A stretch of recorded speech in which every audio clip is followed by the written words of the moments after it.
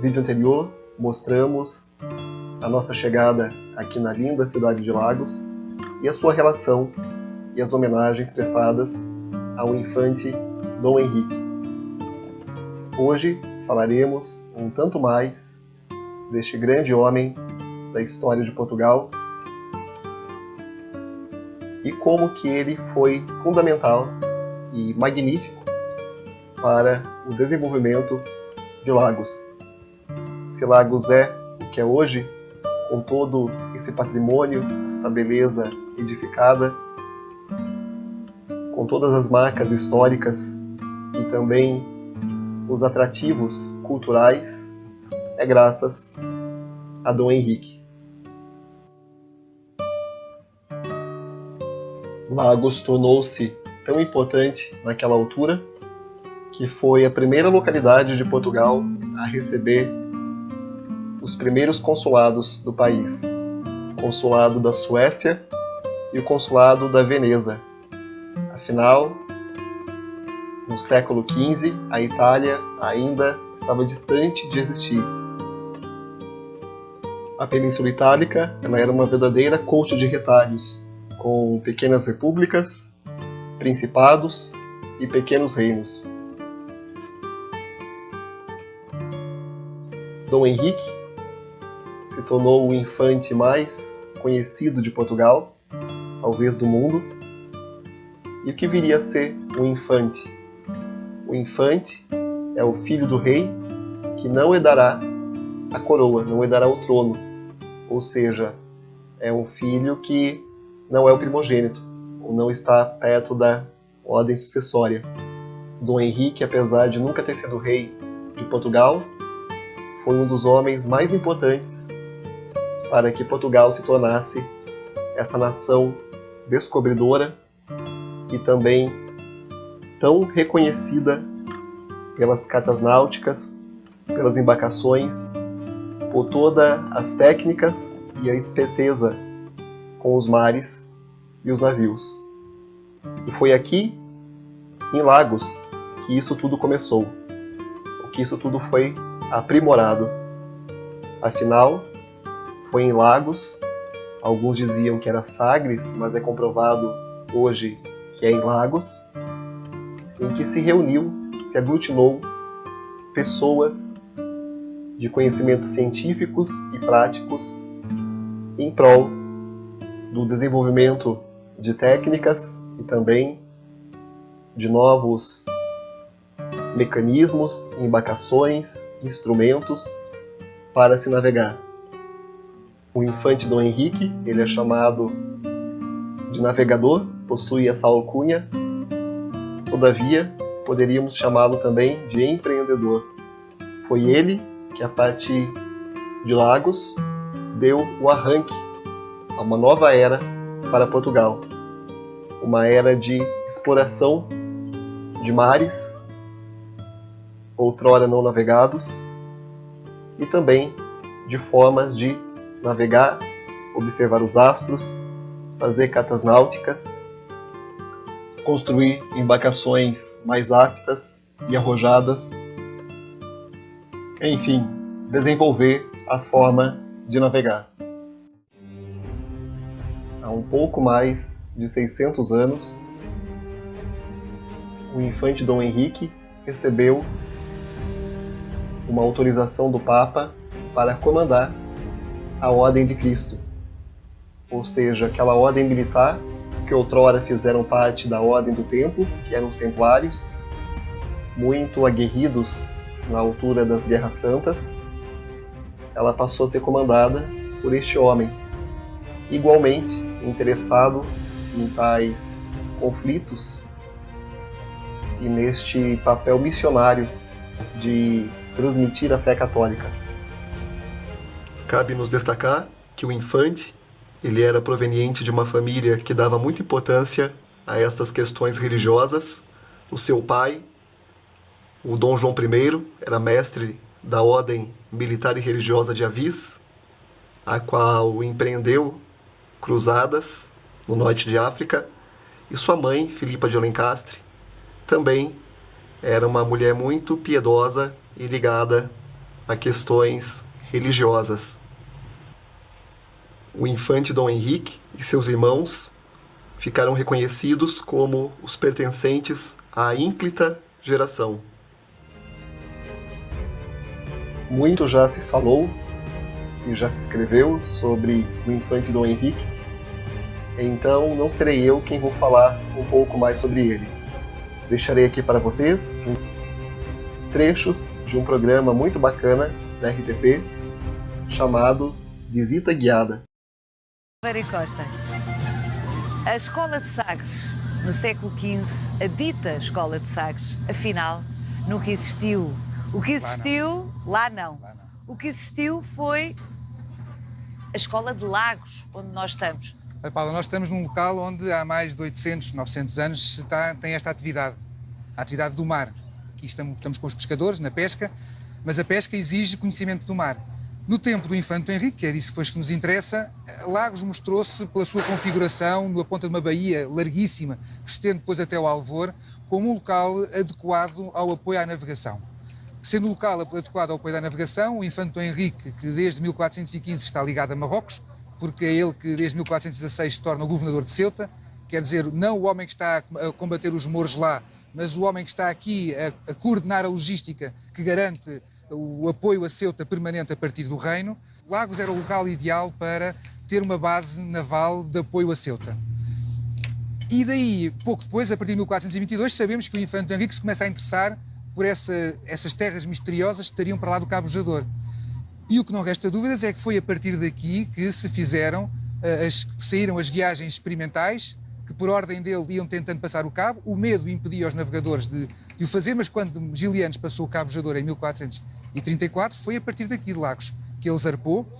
E Lagos é a base onde o infante Dom Henrique tem os seus homens e tem essa ideia luminosa de que é de juntar aqui os saberes.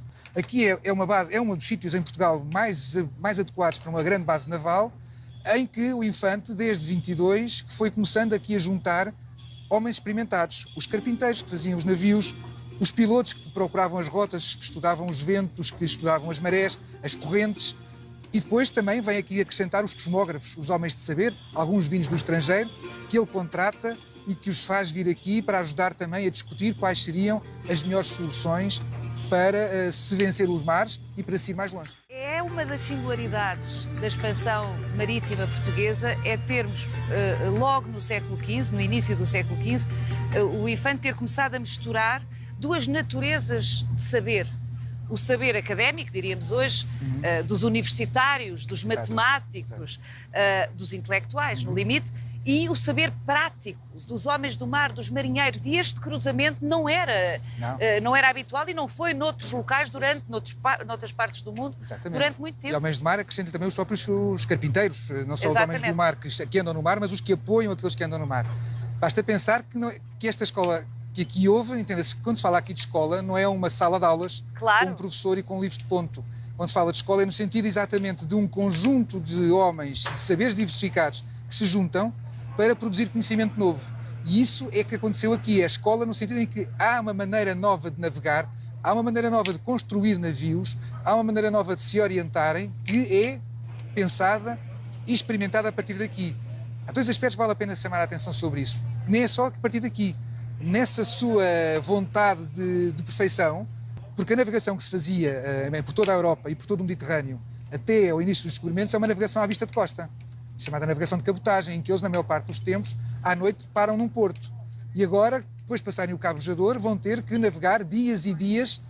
Não têm portos de apoio porque não há portos para lá do Bojador, porque é uma zona que não era navegada e as populações africanas não tinham hábitos de navegação, portanto não tinham portos para apoiar qualquer navio, e porque no regresso têm que o fazer pelo mar alto. E então, outra das grandes novidades que é concebida aqui é a orientação. É a capacidade deles andarem no mar alto sem se perderem, sem verem terra e sem se perderem, que é pelas estrelas, através do primeiro instrumento, que é o quadrante, que é ensaiado aqui. Os instrumentos já vimos que são ensaiados nestes navios que saem daqui. Durante 12 anos, a partir de 1422, todos os anos sai daqui um navio com ordem expressa do infante Dom Henrique quando tentar diz aqui passar é o Cabo Bojador. E foi daqui que saiu Gilianos, isso é seguro, é o que diz o Zurara na crónica, foi daqui que saiu Gilianos em 34. Mas durante 12 anos, Todos os anos saem no navio, eles têm medo, porque a ideia é que há para lá do bujador há monstros, que a água ferve. Portanto, é uma viagem para a morte que eles não querem fazer e que voltam para trás. E o infante, pacientemente, mas também sem desistir, no ano seguinte volta a enviá-los. Diria hoje, é um investimento a fundo perdido durante muito tempo. O risco é absoluto. Não é que fosse um investimento muito caro, mas é um gasto de dinheiro que não tem um retorno imediato. E ele não tem muito dinheiro também, é verdade, e portanto ele não está preocupado com isso. Ele quer é descobrir. E o que ele vai provocar? O que vai provocar com esse descobrimento é, na verdade, uma revolução geográfica. O que vai mudar é a geografia, para começar, e com a geografia todo o conhecimento que está associado a este mundo fechado, este mundo dos monstros, este mundo de uma água que fervia ali perto, este mundo sem ilhas, este mundo sem o continente americano, a pouco e pouco, tudo isso estava como que tapado pelo nevoeiro, e o que os descobrimentos vão fazer é pelo pouco e medo, pouco... mais propriamente. Exatamente. E esse medo, essa névoa do medo que vai sendo afastada cada vez para mais longe pelos navios do Infante Dom Henrique. Toda a gente perguntava o que é que ele quer com isto. Até uma teimosia pessoal. Não é o rei que lhe pede, nem o pai, nem o irmão. É ele que quer. E, portanto, para a teimosia do Infante e esse espírito visionário do Infante, há que acrescentar a coragem dos homens sem nome. Dos homens sem nome que viviam aqui e que daqui partiram para uma viagem arriscada e que triunfaram sobre a morte, sobre o medo, e mudaram o mundo. A história do mundo muda no dia em que se passa ao Cabo Bujador, a história do mundo muda. O Infante Dom Henrique. Exatamente. O dia 13 de novembro é o dia em que o Infante Dom Henrique faleceu, não aqui, mas em Sagres. Mas foi esta então vila, hoje cidade, que mais beneficiou com o empreendimento das navegações desencadeado pelo Infante Dom Henrique. Eu próprio já cá vim fazer conferências nesse dia ou nessas celebrações, e como eu outros meus colegas, e uma das coisas que mais me marcou foi quando li a Crónica da Guiné do Zurara, porque o Zurara nos explica várias vezes da importância de Lagos para as viagens que começaram nesta baía, que está aqui à minha frente.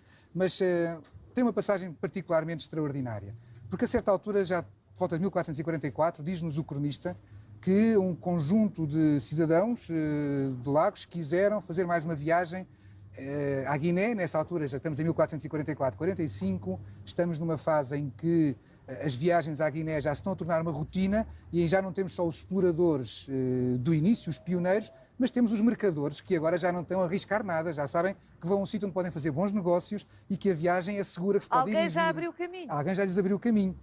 E foram eles próprios, na verdade, que lhes abriram o caminho. Eles agora é que, em vez de quererem ir só como pioneiros, só como exploradores, também querem ir como mercadores.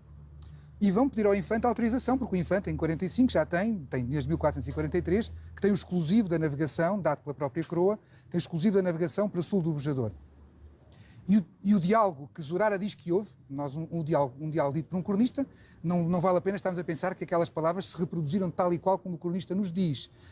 Mas as palavras que o cronista nos transmite, se não foram aquelas, foram outras parecidas. Se não é, como diz o outro, se não é vera, é ben trovato, e traduz aquilo que é o sentimento dos lacobrigenses em relação ao Infante Dom Henrique. E o texto que diz é que o almoxarife da vila foi ter com o Infante, pediu-lhe autorização para fazer uma viagem à Guiné com os seus parceiros e diz uma coisa que é extraordinária, que é porque nós vos somos muito devedores e enquanto houver um lacobrigense em Lagos, nós estaremos sempre a exaltar o vosso nome e estaremos sempre a agradecer-vos o que fez por nós.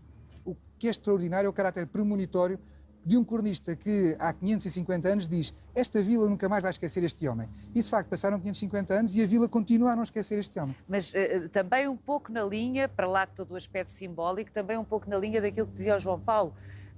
Esta vila beneficiou de uma forma muito visível, claro, economicamente. Claro. Faltam-nos, exatamente, faltam-nos imagens do templo, faltam-nos mais descrições do templo, mas é indiscutível que as pessoas que aqui viviam ganharam dinheiro.